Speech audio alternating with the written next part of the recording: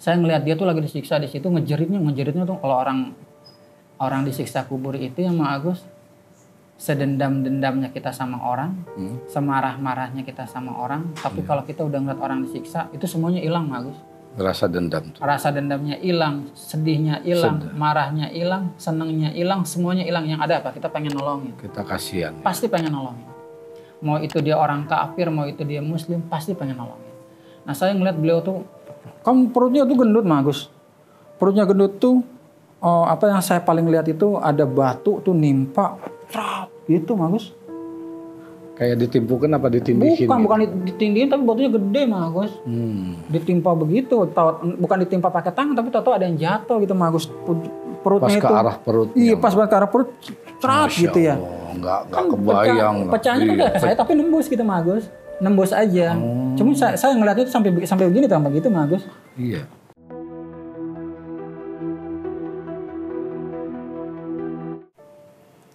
Assalamualaikum warahmatullahi wabarakatuh. Selamat bertemu kembali dengan saya Mang Agus, pesan di balik misteri. Pemirsa, seperti biasa telah kedatangan seorang narasumber yang ingin bercerita atau mengkisahkan sebuah misteri. Kita berkenalan dulu dengan narasumber kita, yaitu selamat datang Mas Andi. Gimana Mas Andi, apa kabarnya? Alhamdulillah sehat. Alhamdulillah sehat lahir batin. Barangkali ada yang ingin diceritakan apa untuk pemirsa? Ada Mang Agus, sedikit cerita soal pengalaman karena memang kan kita sudah pernah cerita ya yang sebelumnya ya. Nah ini saya ada cerita tentang kebetulan orangnya sudah almarhum. Tapi saya mengenal beliau itu nggak lebih dari 1 tahun. Nggak lebih dari 1 tahun, tapi pertemanannya itu seperti rasanya itu sudah berpuluh-puluh tahun. Karena banyak cerita menariknya, mulai dari cerita soal jabatannya, percintaannya, kematiannya, wah itu banyak. Kenal di mana Mas Andi? Kebetulan saya kenal itu dari guru saya langsung. Kan beliau namanya Ustadz Ridwan ya. Nah kebetulan sudah pernah ngisi. Nah, jadi kebetulan saya kenal dengan beliau. Memang awalnya itu saya ingat betul kalau saya nggak salah tuh 2019. Siang-siang itu saya ingat itu jam 10 ditelepon sama beliau itu. Assalamualaikum Mas Andi, lagi di mana? Di rumah Ustadz, saya bilang gitu kan. Nah, bisa nggak nanti pada zuhur ke rumah gitu.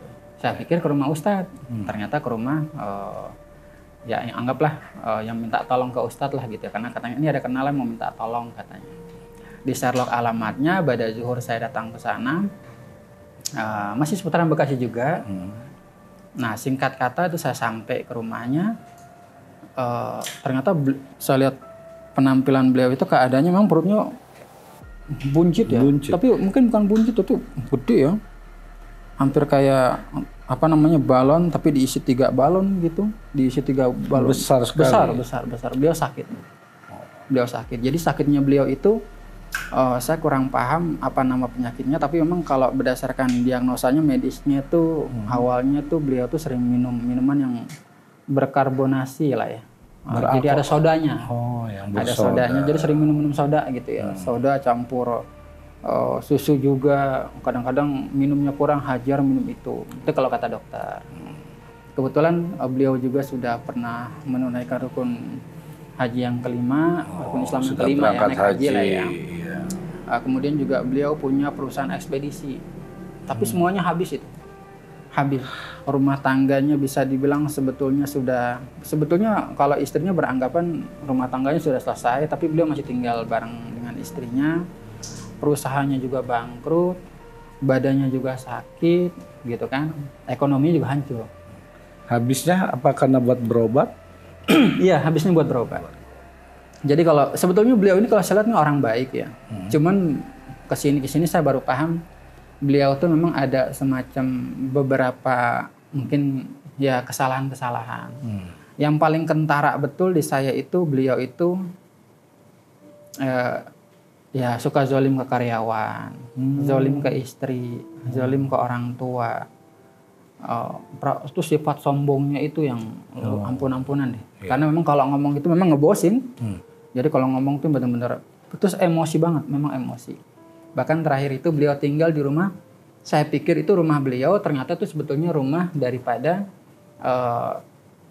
Ibunya? Enggak, saudara kerabatnya. Oh, saudara. Jadi saudaranya yang lain, ya memang diaku sama dia.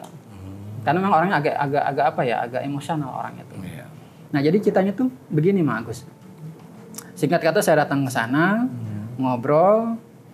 Memang kalau saya pikir di samping memang medisnya ada, beliau juga ada goibnya juga. Ada goibnya juga gitu. Nah yang saya lihat itu memang yang kelihatan betul tuh di saya itu beliau tuh memang ada semacam ya mungkin barangkali ada karyawan yang memang nggak terima dengan beliau main pecat aja. Beliau mempecat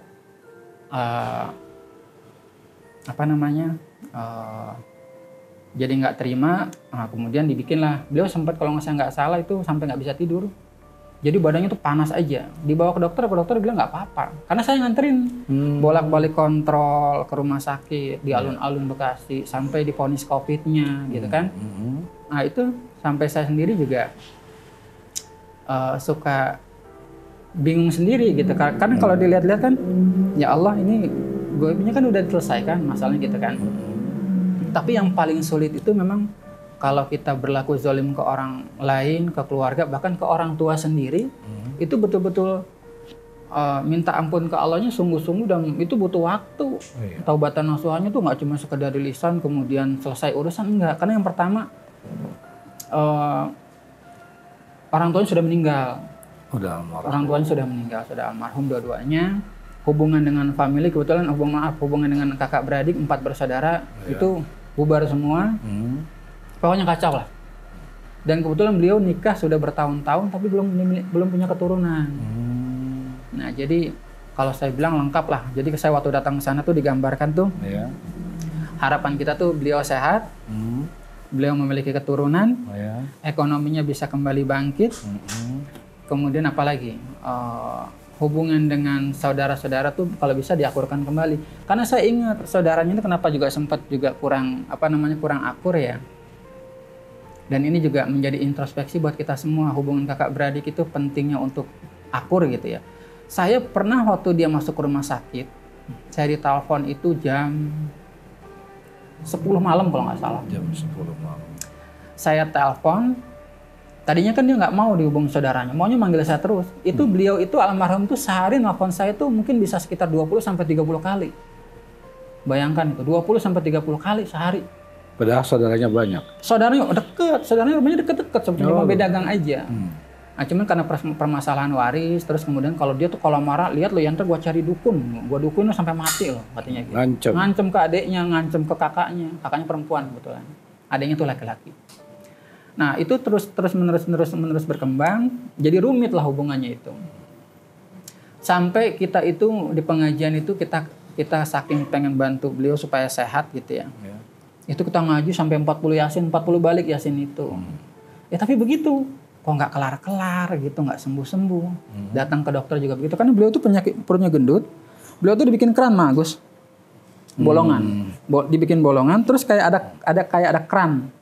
Kerannya itu dibuka setiap 2 hari sekali kalau saya nggak salah. Nanti ditadangin pakai mangkok atau apa? Untuk buang cairan. Buang cairan di perutnya itu. Itu warnanya putih kekuningan, kayak warna susu kental, tapi warnanya seperti hampir kayak telur busuk atau apa gitu, baunya anyir. Nanah kali ya? Bukan nanah. Bukan nanah juga. Tapi itu kalau nanah saya paham baunya tuh, bentuknya paham, tapi ini enggak, saya nggak tahu juga apa namanya. Itu 2 hari sekali. Dan yang menarik lagi, yang rumit dari beliau itu kalau disuruh ngezikir, itu selalu jawabannya apa? Jawabannya itu, udah bro, lu aja yang kerjain deh. Oh, gitu. Jadi gitu gak jawabannya. Udah lo aja yang kerjain. Gue percaya sama lu lah gitu. Kata saya, kok percaya sama saya? Saya bilang, ente kerjain. Saya bilang, soalnya bukan apa-apa. Ini kan namanya kesalahan ada di kita yang berjuang gitu. Karena hitungannya juga nggak bisa singkat, saya bilang tuh. Sampai saya ingat beliau itu jual rumah. Tapi juga saya juga kaget juga itu jual rumah. Saya pikir semuanya baik-baik aja. Dia jual rumah itu ternyata beliau tuh banyak yang ditutup-tutupi lah, yang akhirnya itu tanpa pemberitahuan kepada saudara-saudara? Nggak ada, betul. Nggak ada. Beliau jual rumah, kemudian uangnya diterima oleh beliau sendiri. Kita pikirkan akhirnya beliau pindah kontrakan ya. Beliau pindah kontrakan. Ini saya singkat-singkat ya. Nah, selepas dari pertemuan sama Ustadz itu, saya lama berhubungan dengan dia sampai pindah kontrakan, jual rumah. Di situ juga dia menemukan tambatan hati yang baru. Nah, gitu kan. Karena saya bilang, bro, ente kan kalau istri ente yang lama kan udah menganggap ente udah nggak punya hubungan. Saya bilang gitu. Ente ngapain lagi tinggal di situ? Cuma dia bilang, dulu, kata dia gitu ke saya ya. Walaupun dia nggak cinta sama gua, bro, katanya gitu. Nah, yang penting gua mati gua kelihatan. Dibanding ntar gua ngontrak sendirian, orang mati, gua mati orang nggak ada yang tahu. Tahu jadi bangke. Nah, itu alasan dia tuh begitu. Terus saya diem aja tuh. Makanya sering-sering kalau gua telepon diangkat. Kalau Mang Agus tuh kalau nelpon itu Mang Agus itu nggak kenal waktu, Mang Agus. Terakhir saya ingat dia ketemu dengan calonnya itu. Kemudian dia masuk rumah sakit nggak lama. Itu sampai dia bilang, jangan tinggalin gua, Di, kata dia gitu. Kan udah ada calon lu ini, saya bilang gitu. Entar dia yang nungguin, enggak, gua nggak mau, kata dia tuh. Udah daripada sibuk, nih saya kasih tasbih zikir ya. Nih lu zikir di sini, saya bilang gitu. Itu posisi 2 minggu sebelum dia meninggal. Dan keluarganya sudah tahu, gitu kan. Dia akhirnya ketemu lah, disambung-sambung. Karena saya datang sendiri ke keluarganya itu, minta tolong supaya kita ini kan yang sebatas teman ya. Tentu kan kewajiban ada di keluarga ya. Saya suruh zikir. Dia zikirnya tuh kadang-kadang suka aneh gitu. Anehnya tuh kejadian di rumah sakit tuh diantaranya tuh saya suruh zikir Allah, Allah, Allah, Allah, Allah, Allah. Ntar berubah tuh. Andi. Bukan sering telepon kali iya. Gitu. Yang dia panggil tuh nama saya tuh. Pernah juga ada teman saya tuh ya. Teman saya tuh namanya tuh Dedi ya. Beliau juga bantu ngurus gitu kan. Karena memang biasa ngurus di rumahnya, dia sakit dibawa ke rumah sakit, saya nggak datang, dia jadwalnya nunggu, kemudian dia pulang, saya nggak bisa, teman saya Dedi nggak bisa, ngezikirnya juga bukan Allah, bukan lagi Andi, tapi Dedi. Karena merasa ada nungguin itu. Iya, itu yang dipanggil sama dia itu. Kadang saya suruh zikir, gak ada gue capek nih, zikir mulu, kata dia gitu. Udah yang lain aja, kata dia gitu. Nah itu memang makanya kita suka minta ke Allah tuh ya, anggaplah agama juga nggak pinter-pinter amat lah ya. Saya selalu mengatakan kalau dirasa agama kita, pengetahuan agama kurang, gimana caranya pengetahuan agama yang sedikit itu, yang saya maksud pengabdiannya itu yang dikencengin gitu, Mak Agus. Karena bagaimana juga, anggaplah kita bukan lulusan pesantren, ngaji barangkali juga nggak pinter-pinter amat. Tapi kalau saya prinsipnya itu gimana caranya kita ngejar di pengabdiannya gitu. Salatnya lebih rajin, zikirnya lebih rajin, puasanya lebih rajin. Kalau gagal ya coba lagi. Hari ini nggak bisa, istirahat dulu, besok ntar coba lagi. Kalau saya begitu orangnya, jadi santai aja gitu Mak Agus. Kadang-kadang kita kan banyak teman-teman yang pengen berubah, tapi kadang-kadang juga nggak tahu caranya gimana. Setaunya pengetahuan dia aja, yang penting tuh berjuang gitu. Dan itu saya sampaikan ke almarhum dulu tuh. Tapi sayangnya almarhum nih ada aja alasannya kalau saya suruh tuh. Tapi orangnya baik kalau saya suruh tuh dia nurut gitu. Cuman kalau disuruh ngezikir itu yang repot. Disuruh dia kan sholat, kebetulan posisinya itu kan nggak bisa sujud ya karena kan perutnya ini ya. Paling beliau posisi duduk. Nah saya lanjut lagi nih Mak Agus. Nah 2 minggu sebelum dia meninggal, memang saya sempat mimpi Mak Agus. Sempat mimpi memang tentang apa? Tentang beliau tuh. Saya ngelihat beliau itu pakai baju, saya pikir tuh bajunya baju ihram ya. Dalam mimpi itu saya ngeliat beliau berdiri pakai bajunya tuh saya pikir baju ihram. Tapi pas saya deketin, saya pegang, lah ini kain kafan ini, kata saya. Lo ngapain pakai kain kafan, bro, kata saya. Dia diem aja.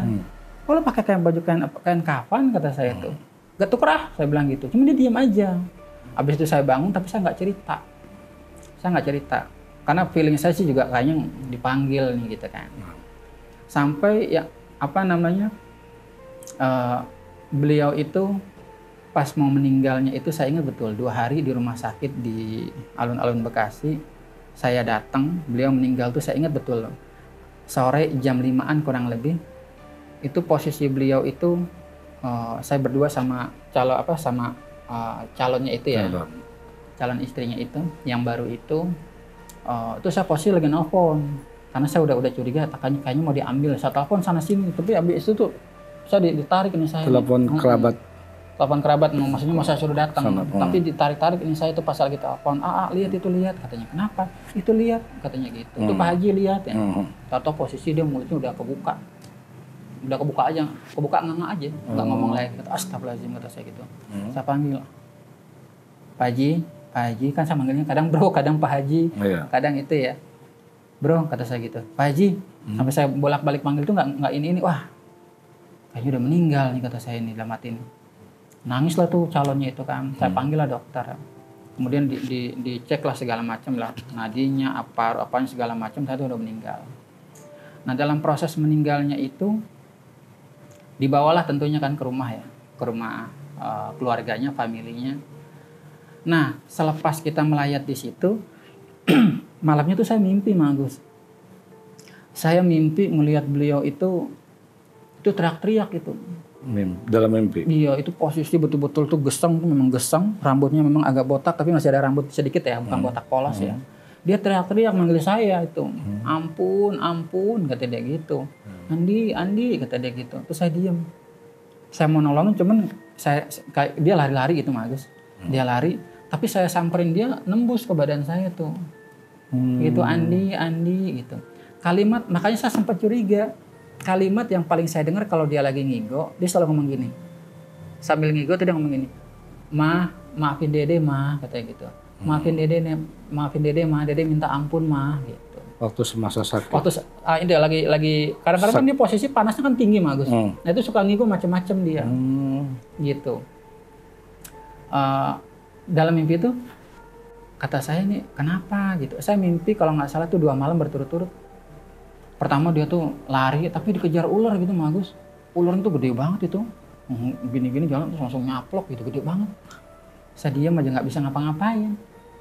Sampai saya teriak-teriak. Tapi saya teriak, dia kayak nengok, tapi abis itu dia nggak diabaikan aja gitu. Mungkin dia tahu itu suara saya atau gimana gitu. Itu suasana posisi itu panas banget, Mang Agus. Mimpinya berarti beda-beda gitu. Mimpi pertama. Itu malam pertama pada saat beliau sudah dimakamkan, terus langsung pengajian gitu kan malamnya tuh. Saya langsung dapat mimpinya begitu. Mimpi yang pertama? Itu yang pertama. Nah, besoknya saya diem dulu tuh, nggak mau ngomong apa-apa. Terus pas malam yang keduanya, itu saya masih lihat masih hal yang sama.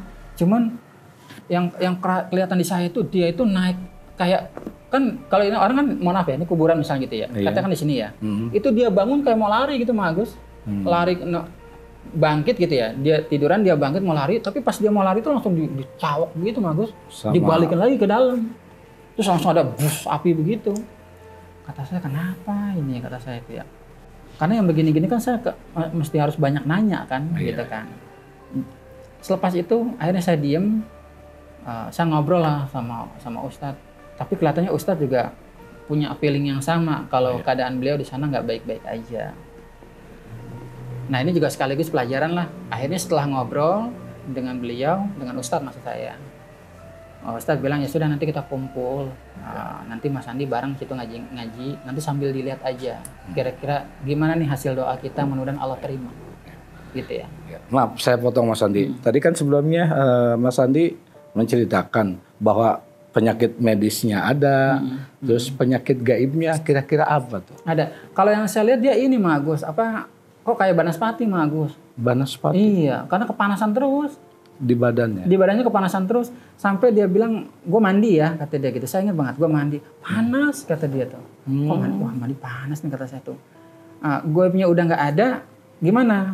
Intinya kita coba minta ke Allah lah supaya itu jin nggak ada. Coba dihilangkan. Dihilangkan.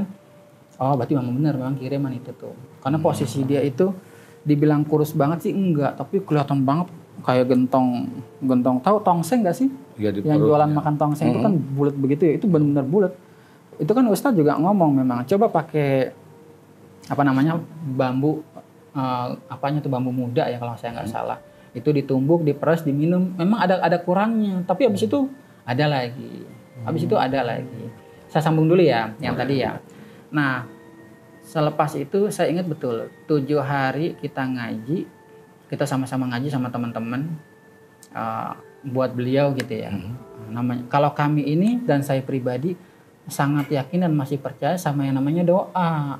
Kekuatan doa. Betul, kirim doa ke yang sudah meninggal itu pasti sampai. Kalau saya, keyakinan saya begitu. Karena beberapa kali juga saya pernah tes Mang Agus, sebelum saya cerita ke almarhum ini ya, saya pernah tes saking saya pengen tahu gitu Mang Agus. Saya ini kan orangnya agak sedikit sensitif. Suatu waktu saya juga pernah saya ngetes kakak ipar saya. Jadi saya ngeliat waktu itu posisi almarhum, saya punya bapak mertua. Itu posisinya tuh ketemu sama saya, dia hitam. Hitam tapi bukan posisi hitam geseng Mang Agus. Hitam aja, kayak kurang aura, kayak sayu gitu Mang Agus.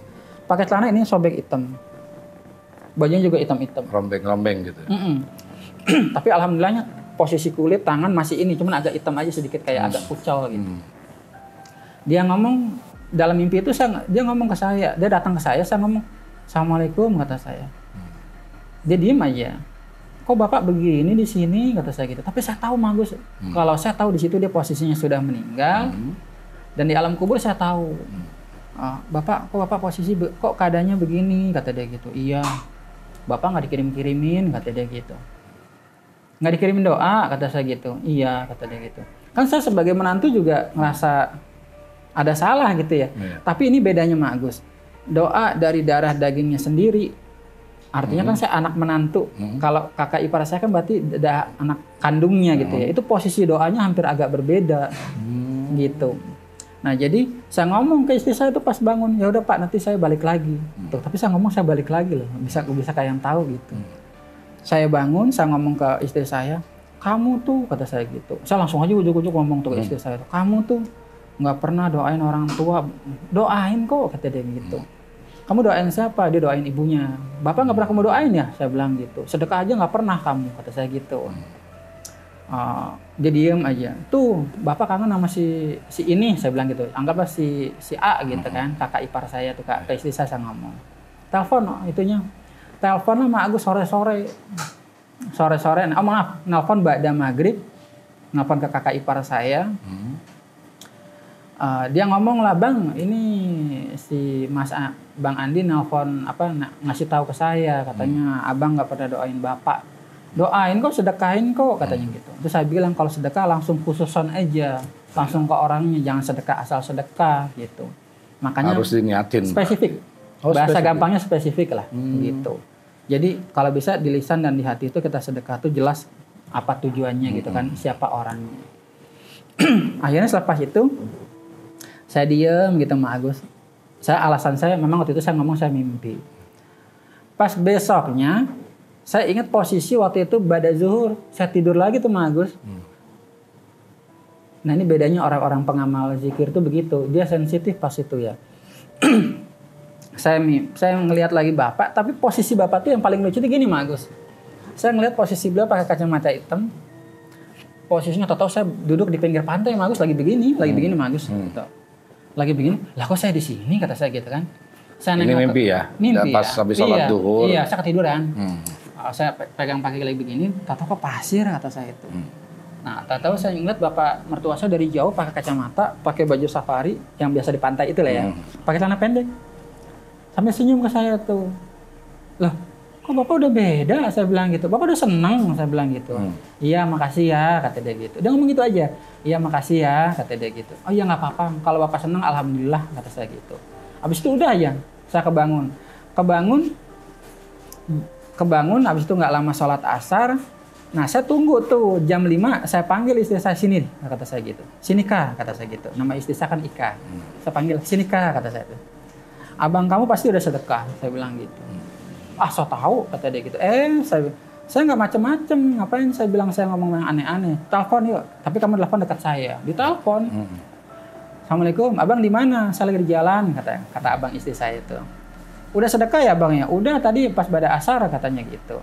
"Tapi sebut nama Bapak nggak?" "Iya, saya sebut." "Berapa sedekahnya?" "Sekian rupiah," gitu. Tuh bener kan kata saya gitu. Disitulah keyakinan saya Mang Agus. Doa itu pasti sampai. Sedekah itu buat siapa tuh pasti sampai. Ngebadalin haji, misalnya kita mau naik haji karena orang tuh sudah meninggal, kita gantiin pasti sampai. Kita kurban pasti sampai. Yang gitu. penting dikhusus. Betul, buat kalau memang mau khususkan lah ya. Yang udah tapi kalau misalnya buat kita ya. sendiri nggak jadi masalah. Kirim doa pasti sampai. baca Al-Fatihah 1000 kali misalnya buat hajat apa pasti jadi gitu. Cuma persoalannya kan kadang kitanya paling males gitu ya. Males atau nggak kuat atau apa gitu. Nah, sama seperti kejadiannya almarhum. Pada saat kita sudah selesai ngaji, ini kembali ya, 7 hari kemudian kita kan ngaji di tempat teman saya.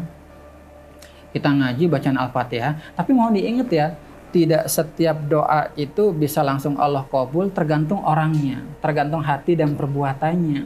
Kalau levelnya anggaplah masih kayak kita begini Mang Agus, ya kayaknya butuh berapa kali ngedoa atau ibadahnya kali ya. Tapi kalau orangnya memang di hadapan Allah memang sudah bagus, sekali doa aja sekali pasti jadi. Nah, saya nggak tahu itu doa siapa. Akhirnya kita ngedoa baca Al-Fatihah. Malamnya saya ngelihat dia tuh, teman saya itu, siapa namanya? Si A inilah. Almarhum ini. Almarhum. Saya ngeliat almarhum ini posisinya tiba-tiba saya nyampe di alam kubur tapi sedang disiksa. Ya. Saya ngelihat dia tuh lagi disiksa di situ, ngejeritnya tuh kalau orang disiksa kubur itu yang Mang Agus, sedendam-dendamnya kita sama orang, semarah-marahnya kita sama orang, tapi kalau kita udah ngeliat orang disiksa, itu semuanya hilang, Agus. Rasa dendam tuh. Rasa dendamnya hilang, sedihnya hilang, marahnya hilang, senengnya hilang, semuanya hilang. Yang ada apa? Kita pengen nolongin. Kita kasihan. Pasti pengen nolongin. Mau itu dia orang kafir, mau itu dia muslim, pasti pengen nolongin. Nah, saya ngeliat beliau tuh, kamu perutnya tuh gendut, Agus. Perutnya gendut tuh, apa yang saya paling lihat itu ada batu tuh nimpa. Gitu Agus. Kayak ditimpukan apa ditindihin? Bukan ditindihin tapi batunya gede Agus.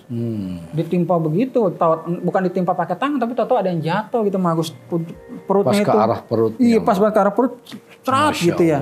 Enggak kebayang. Pecahnya kan ke saya tapi nembus gitu Agus. Nembus aja. Cuma saya ngeliat itu sampai begini tuh begitu Agus. Iya. Gitu. Ya, sangat mengerikan, Bro. Sakit Agus.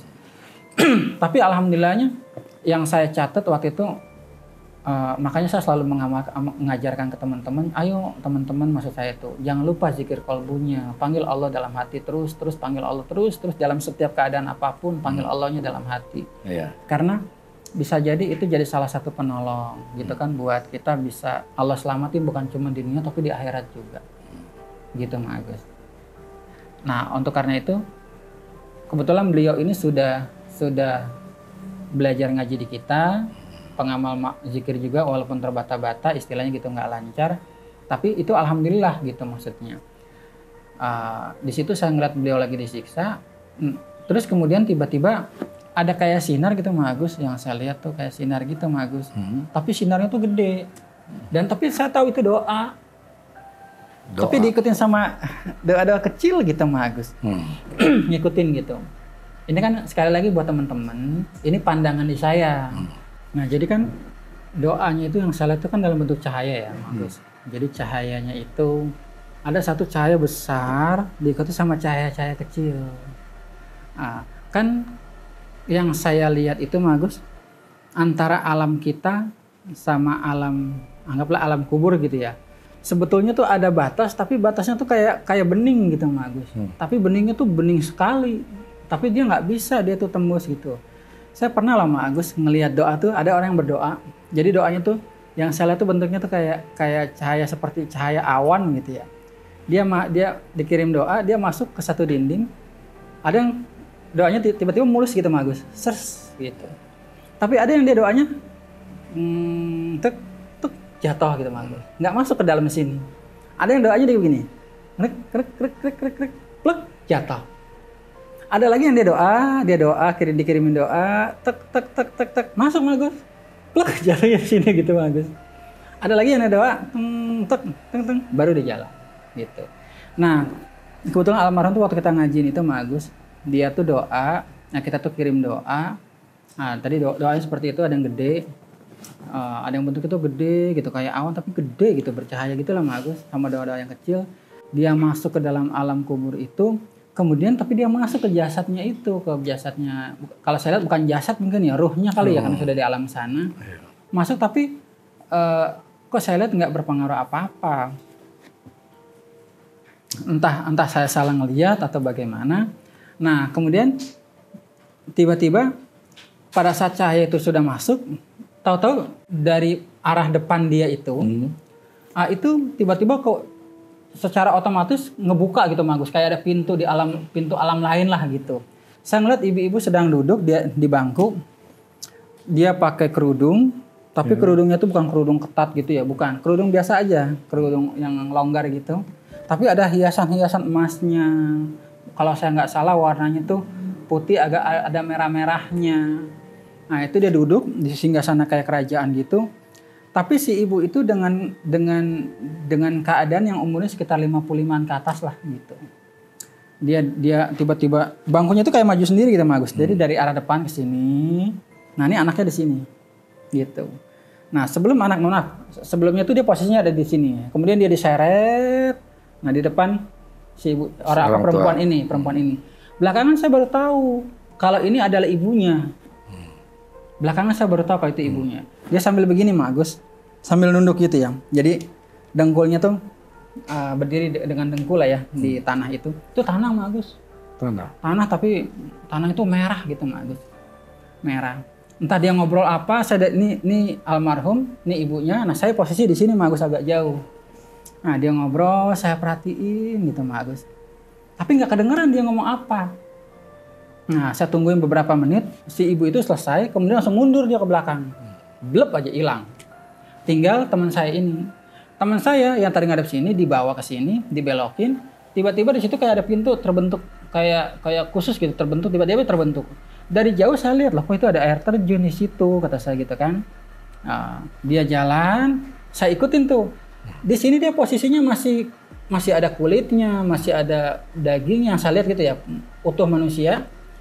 Dibawa, saya ngikutin dari belakang. Jadi ngikutin saya gini loh Mas Agus. Tuh, kayak gitu Mas Agus.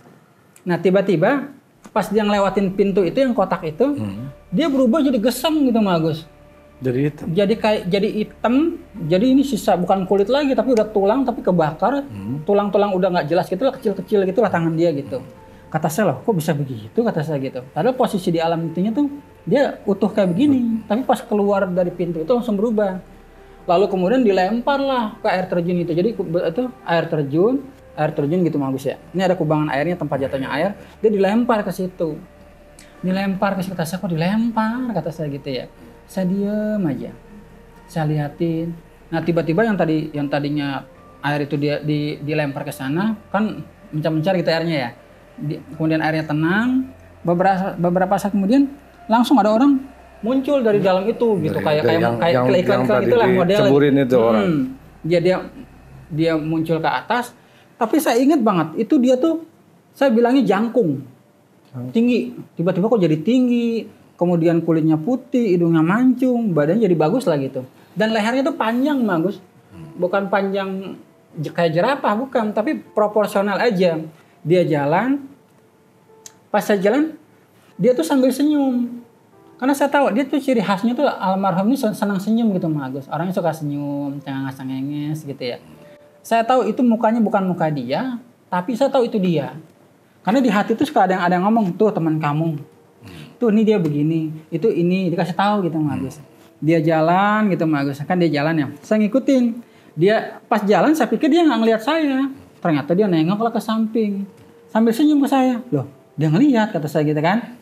Kemudian dia muter, kemudian dia duduk. Nah, dia duduk ke sini, Bro. Duduk kata dia gitu. Ngobrol lah. Makasih ya, kata dia gitu. Hah? Makasih apa? Kata saya gitu. Makasih buat doanya, kata dia gitu. Terus saya diem tuh. Memang doa bisa nyelamatin lo? Saya bilang gitu kan. Ini kok, kata dia gitu. Oh, sampai diem aja gitu Mas Agus. Tapi sambil terharu gitu Mas Agus. Saya kalau ingat itu terharu juga tuh. Tiba-tiba keingetan gitu.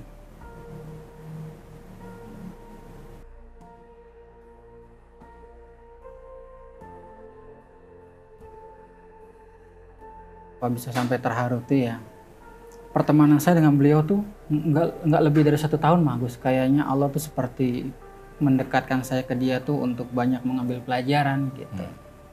Jangan salah Mas Agus, sebetulnya banyak hal-hal yang saya alami di lapangan itu kayak dunia sinetron, kayak cerita di TV-TV gitu. Tapi ini benar terjadi gitu Mas Agus, yang kita nggak duga-duga. Dan itu saya yakin masih banyak cerita-cerita yang luar biasa di luar sana gitu. kan saya kan posisi dia duduk di sana, dia bilang terima kasih ya. Dia ngajakin saya untuk lo tinggal di sini aja, kata dia gitu. Loh tinggal di sini nanti anak bini gue gimana? Saya bilang gitu. Yang ngurusin siapa? Saya bilang gitu. Gue mah senang-senang aja di sini, saya bilang gitu kan. Nah, terus dia ketawa, cuma senyum aja.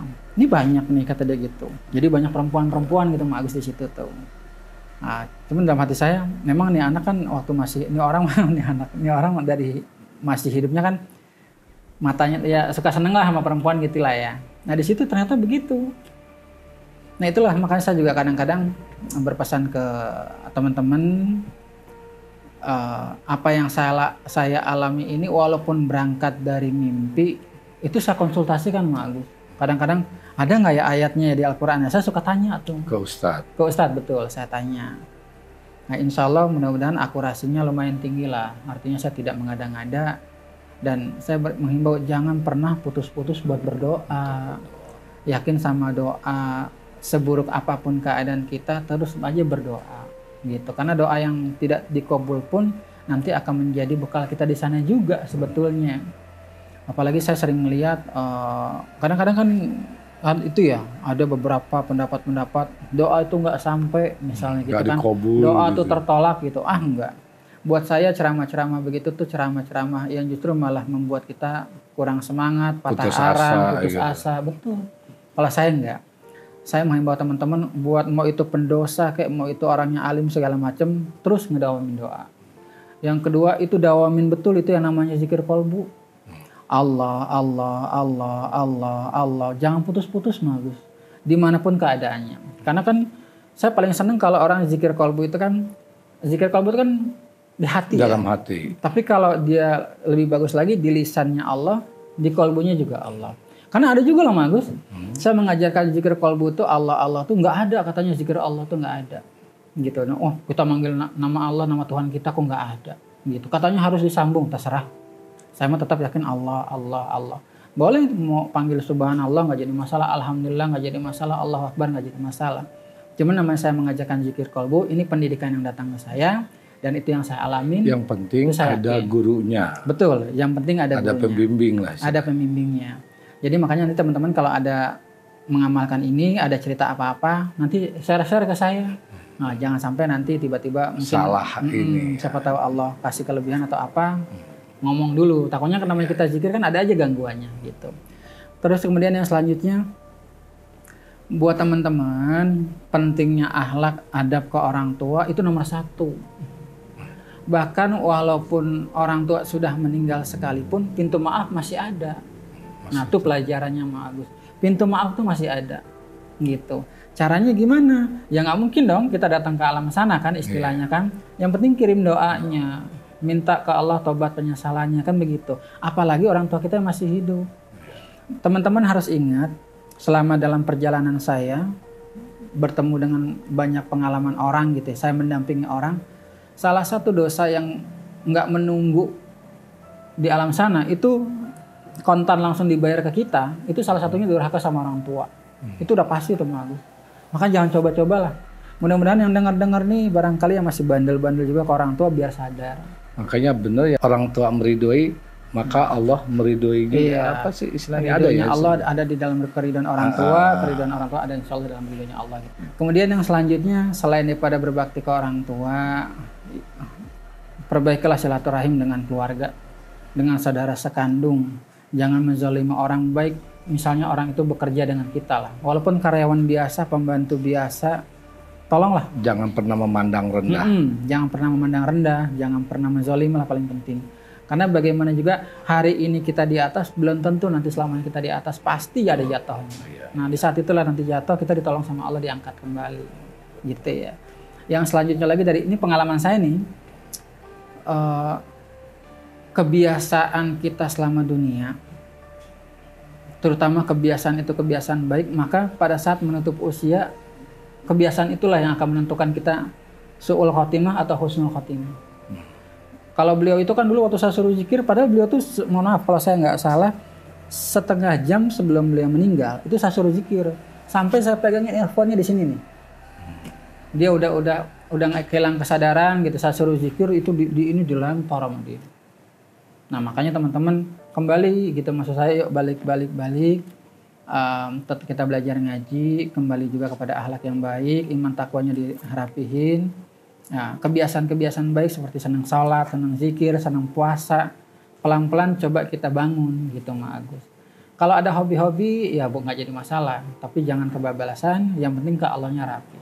Karena bagaimana juga kan kunci kebahagiaan itu kan memang iman dan takwa Mak. Begitu. Nah yang terakhir barangkali ini saya betul menyampaikan, saya paling betul menekankan supaya bagaimana hidup ini tenang gitu ya. Itu adalah yang namanya kebahagiaan dan keselamatan tuh datangnya dari diri kita sendiri. Kita yang ngebentuk. Nah, maka otomatis kitanya juga harus berjuang. Perjuangan itu pasti ada mengeluarkan keringat, mengeluarkan biaya, mengeluarkan waktu. Tapi percayalah nanti endingnya manis. Begitu barangkali. Nah itu tolong dicamkan, mudah-mudahan jadi pelajaran buat semua. Gitu Mak. Mungkin inilah yang dapat kita ambil hikmahnya. Kita dapat menyimpulkan bahwa adab perilaku itu menentukan diri kita sendiri. Dan jangan pernah berputus asa untuk berdoa. Sebab kegagalan bukan dari akhir segala-galanya. Ingat, keselamatan dan kesuksesan ada di tangan diri kita sendiri, bukan dari orang lain. Jangan lupa untuk subscribe, like, dan share di podcast YouTube kami, Pesan di Balik Misteri. Saya Mang Agus. Wassalamualaikum warahmatullahi wabarakatuh. Terima kasih Mas Andi. Terima kasih banyak Mang Agus.